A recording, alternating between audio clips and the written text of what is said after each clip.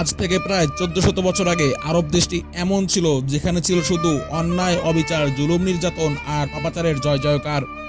যেখানে মেয়ে সন্তান জন্ম নিলে জীবিত দাফন করা হতো, দাস দাসীদের উপর চালানো হতো পাশবিকতার স্টিম রোলার, সবলরা দুর্বলদের গ্রাস করত, তারা ভক্ষণ করত মৃত প্রাণীর গোশত, আর সারাদিন পাথর দিয়ে বানানো মূর্তির পায়ে কপাল ঠুকাতো।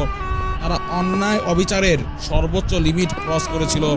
আর এই যুগকেই ইতিহাসে আইয়ামে জাহেলিয়াতের যুগ বলা হয়। এই অন্ধকার একটি যুগে হেদায়েতের মশাল নিয়ে আমাদের মাঝে এসেছিলেন হযরত মুহাম্মদ সাল্লাল্লাহু আলাইহি ওয়াসাল্লাম,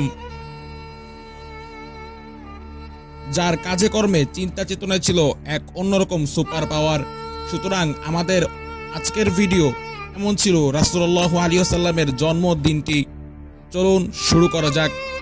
তারিখ 8, 9 অথবা 12 রবিউল আউয়াল, 20 এপ্রিল 571 খ্রিস্টাব্দ, বাংলা মাস 628 সালে এ ধরার বুক আলো করে জন্মগ্রহণ করেন। সময় পৃথিবীতে এমন কিছু দেখেছিল যা এ যাবৎকাল পর্যন্ত দ্বিতীয়বার কেউ দেখেনি।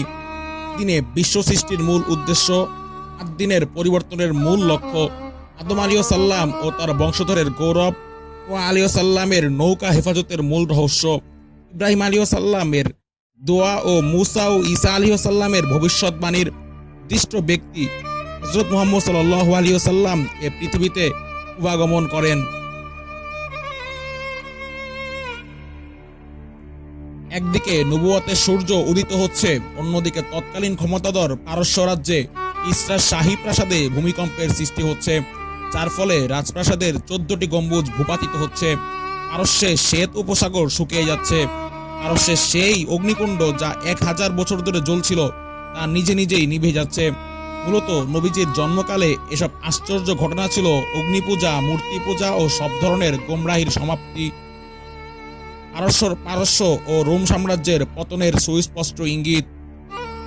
প্রিয় দর্শক, কেমন লাগলো আমাদের আজকের ভিডিও?